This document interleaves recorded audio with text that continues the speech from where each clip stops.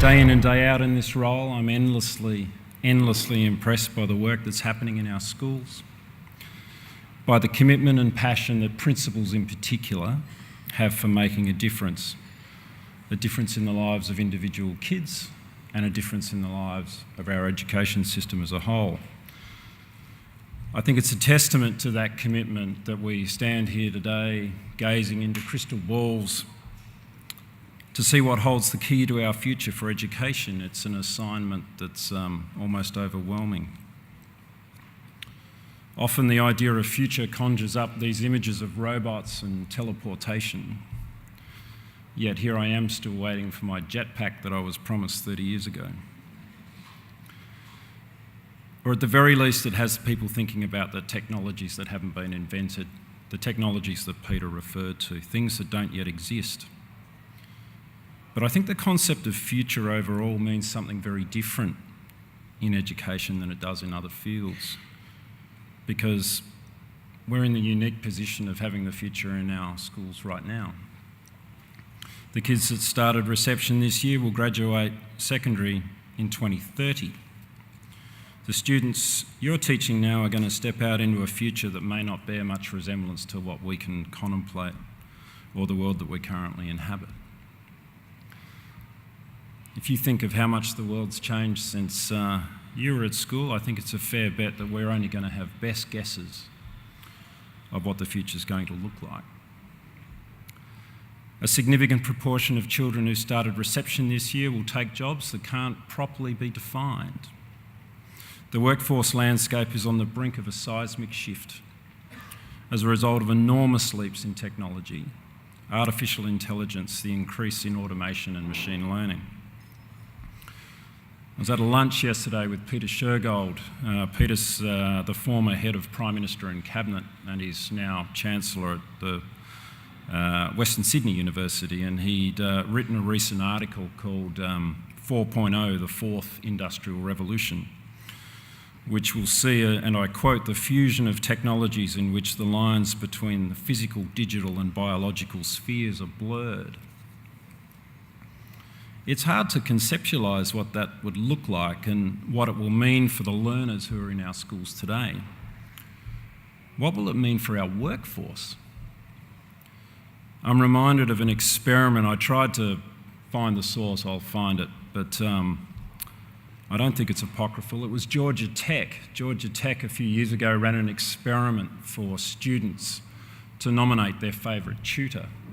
Their model would be that the students would ask their questions online to their favourite tutor, and they'd get a response and advice. And as such, they did a sample of 10 tutors, people that were known to the university and that were very highly regarded. And after they ran their sample, the person that came out on top was a woman by the name of Jill Watson, who, of course, was a computer. Jill was much more responsive. She was consistent, and she worked all hours of the day. And I'm mindful of the way kids study nowadays. As a father who is leaning into the discomfort of his eldest son who's doing his SASPA, the fact that he can study while texting in one hand with an earbud in the ear and remain entirely relaxed, I'm pleased to say that I'm providing the opposite reaction. It's our role to make sure that we're setting up kids for success in a future that we can't perfectly envisage. We want them to have the most options, and that's one hell of a task. There's no question that it's worth it, but I'm preaching to the choir. How do we make sure that the investment we are placing in education is achieving what we want, and how do we make sure it's achieving what we need? How do we better prepare kids to tackle the challenges and opportunities of an uncertain future? As Peter said, knowledge is doubling every 18 months in so many sectors. How do we keep currency? We may not know what the future will look like, but we can read the direction the world's heading in, and we can make sure we are setting kids up with the skills that they're going to need to not only succeed, but to thrive and enjoy and make an impact. So if we see that 75% of the fastest growing industries have a basis in, or at least a very strong connection to STEM, it makes sense that we want to ensure that we're sending kids out into the world well versed in scientific thinking and with a clear understanding of technology and mathematics. When kids leave school, they need not so much to be able to recite the periodic table, but have developed the higher order skills that are adaptable and translatable across a range of careers. Elon Musk went from developing an internet payment platform company to manufacturing electric cars, spacecraft, to building bloody big batteries at Jamestown. And on the face of it, that's not your normal kind of career progression. He also went on to start insulting cave diving rescuers in Thailand when they didn't like his latest invention, but we won't go into that. Gone are the days when you walked out of school to one career, stayed there for 40 or 50 years down the track like many of us did, but all the evidence suggests that our kids aren't going to follow suit. We need to make sure that kids are not just learning the information we associate with education, but the skills that will take them from one industry to the next. Kids today have huge amounts of information at their fingertips 24/7. Most 15-year-olds are carrying around in their pocket a computer more powerful than the one that got Armstrong to the moon. And one of our most important tasks is to ensure that we have the skills, that they have the skills to interpret and analyse that information so that they're not giving the same weight to a celebrity influencer on Instagram as a peer-reviewed scientific journal. As we know, so much of our news these days is curated for us. Old farts like me still read the paper. But the young ones, and increasingly us, who live their life through social media platforms, are having the news fed to them by complex algorithms that sift and sort the preferences. So we're reading what we like to read, not necessarily what we need to know. Critical thinking, reasoned argument, seeing both sides of the issue is going to be increasingly important. Trust and faith in traditional democracy, pillars of society, the legislature, the executive, the judiciary is at its lowest levels. When President Trump is meeting with Kanye West to talk about US foreign policy, we need kids who can see through that. To get where we need to go, we need to make sure that the system that our schools operate in is world-class and future-ready. And as principals, you have the most important role to play. You have the ability to lift expectations of what's possible within your schools. You have the ability to challenge the status quo of how teaching and learning occurs for your students and to strengthen our ability to help every child achieve their potential. You get to raise the bar, then you get to raise the bar again. You set the tone for aspiration in your schools and for your students. As you'll know from previous remarks, I think leadership and culture are at the absolute heart of the change that we're going for in the South Australian public education system, and our people are our most important lever. We need to strengthen our leadership but also create a culture within our schools and our system more broadly, one that allows for everyone to contribute, students as well. To do that, we need to know where we are, and we need to know where we are so that we can improve. We've developed a new staff culture survey that's gone out recently called Perspective, which is it's been open this week. It gives all staff at a school, a preschool, a children's centre, an opportunity to share their views on our workplace culture.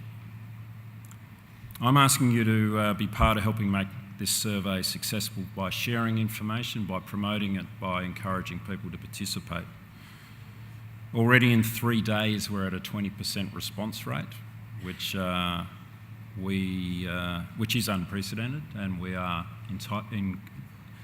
entirely grateful for, but we would like to hear more. Laura was telling me last night that she set the expectation that she wants a 65% response rate across our 30,249 people. The greater response we get, the better quality information and support we're going to be able to provide back to help you with your school in terms of school improvement and with the implementation that comes with it. We've responded to the previous feedback about surveys. Unsurprisingly, staff told us that they wanted surveys that were three things: relevant, useful, and easy to complete. We worked with UniSA and we worked with global survey expert Aon to develop Perspective, which is designed specifically for our system to give us clear, useful and measurable data, and that's going to inform an important part of the school improvement work that we're going with as a system as a whole. I want to stress that I'm absolutely committed to listening to those results, and I'm absolutely committed to doing something about it. I suspect there may have been some eye rolling when I said that. I'm not sure that the lights may have got in my eyes, but we all know that high job satisfaction is a really significant contributor in terms of our workforce stability, but also our workforce happiness and their level of support. And we need our people feeling supported, comforted and challenged in their roles for them to do their best. We're completely committed to helping staff excel. And a big part of that picture is the opportunities for professional development that we will provide. And over the past year, we've had a really critical look at our professional development that we offer, and what we found was a chaotic collection of well-intentioned, yet disconnected courses of differing quality. As people are aware, we've got a new academy that's going to start next year, 2019. It will be structured to better support and prepare our principals to accelerate their leadership of educational improvement in their school, but also for our teachers to apply evidence-based approaches in the classroom that work.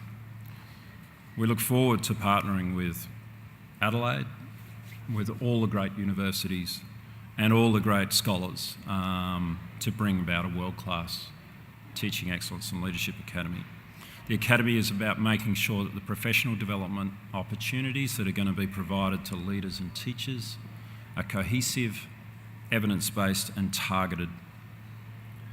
And this is part of the continuing investment in you, but also your educators, as the people who ultimately have the responsibility and the skill to implement the changes that we want to see across our schools. Research, as you know, shows the biggest factor in terms of impact for kids in classrooms is the quality of the people in our schools, our leaders and our teachers. But if we want a world-class system, there's also some pretty clear needs for reforms in terms of the infrastructure, in terms of the system supports that are needed to equip schools to teach kids the kind of future-focused skills that we're looking for. And we know that information technology needs of schools is a big area of growth, and to be frank, I think it was something that we weren't future-proofed on. We've been a bit behind the eight ball in keeping up with these increasing demands. I apologise for that, and I'm absolutely committed to help turning it around. We created a new role of Chief Information Officer, and we appointed Scott Bayliss after a national search. I think Scott might be here. It's a dedicated position. It's a member of our senior executive group, and it is absolutely focused on meeting the tech needs of schools and preschools both now and into the future. Scott and his team have been out listening to schools about what they need in terms of IT, and clearly reliable, fast internet connectivity is paramount. And on this front, the Connectivity to Schools project aims to give all schools, no matter the location, quality internet services with the capacity needed to meet modern education requirements both now and into the future. Already, I'm assured, and I've heard from leaders, that hundreds of schools have seen improved internet connections, and the rollout is continuing and the rollout is accelerating. But schools also need support about other things, like how school networks operate, the quality of internet filters. It's no good having super fast internet to the door if schools can't or don't access it. Schools should have the access to the support they need when and where you need it. And it's clear that Scott's role and how he's reorientating his group to solution provision is really helping with the responsiveness. It's kind of a mindset, around central office. And my promise to you at last Leaders' Day that we are trying to reorientate to be seen as working in support of schools and preschools. We haven't turned it around completely yet, but I am seeing little green shoots. We've even launched Eva. Eva's our Siri. Eva stands for Education Virtual Assistant, I was told. It's a chatbot on the internet that can answer common questions that our staff have, and she learns more answers the more questions she's asked. So machine learning's here in the Department for Education. So if we think this isn't happening, this is a department that doesn't normally move too quickly on these things. We're there. As people know, there's hundreds of millions of dollars going into schools across the state. There was another $100 million announced yesterday going into Whyalla, which we're very excited about. The STEMworks program, the STEM strategy more broadly, are part of our commitment to connections throughout the education system that lead directly to career pathways or higher education pathways. And we're approaching that in a number of ways. We've got 4 public schools that will become hotbeds for SA's next generation of entrepreneurs. These specialist schools will teach students entrepreneurial skills and attitudes. These schools will develop dedicated entrepreneurial spaces. They'll hire specialist staff. They'll have great connections to industry. They'll be able to purchase cutting-edge digital platforms and technology. And I understand that there is a lot of interest amongst schools in terms of applying to become one of our entrepreneurial specialist schools.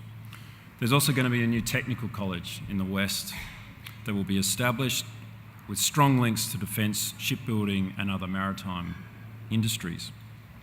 And this, as you know, is building on existing specialisation programs that are occurring in so many schools across our state that have already been developed by you and your leadership teams that are working really cohesively with industry and getting great outcomes. It's a credit to all of you. Across government, there is an ambitious push to create more than 20,000 apprenticeships and traineeships, and schools are going to have to be a huge part of that. We're finding ways to help schools to work with industries and businesses to offer flexible learning and training opportunities. We know that some networks are doing this wonderfully already, and we'd like to learn more about that. We're working with the unis to look at how we create more pathways to university for our young people, particularly our young people from a low SES background. We're extremely keen to look at how we introduce more students to university from an early age, as Peter talked about. We're talking with the unis about how we can enhance their research capability to support our work, to improve education from the early years to senior secondary. There's also a shared commitment with universities on improving initial teacher training and how we can produce better, more ready graduates. Our aspiration is to build the best education system in Australia. Our aspiration is to be world class. It's ambitious, but to aspire to do anything less is setting the bar too low. And we know that we need our system to evolve to do that, and we are evolving. You know that we consulted around the world in terms of developing the model and a tailored one that fits the need of all South Australian schools. You know that we've been consulting and working with local leaders in designing that. And it's all about achieving improved outcomes for young people. And our motto about seeing growth for every kid in every class, in every school, won't change. What's different this time is we know that every school is different. That communities are different, that kids and families are different, that contexts are different. And rather than as a one-size-fits-all approach, we will be providing much more customised support that meets the needs of individual schools. We're basing those strategies on best evidence, the evidence of what works. And tailoring those strategies for each school will give you and your teachers really clear guidance and hopefully really practical support on how to achieve even better things. We're expecting that all schools have ambitious targets for themselves and for every individual child.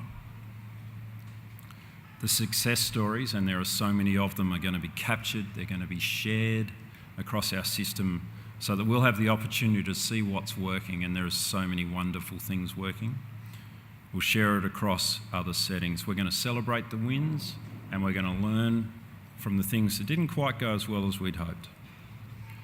Next month, your schools are going to start receiving the packs which will contain tailored strategies, particularly around literacy and numeracy, based on where schools are currently positioned.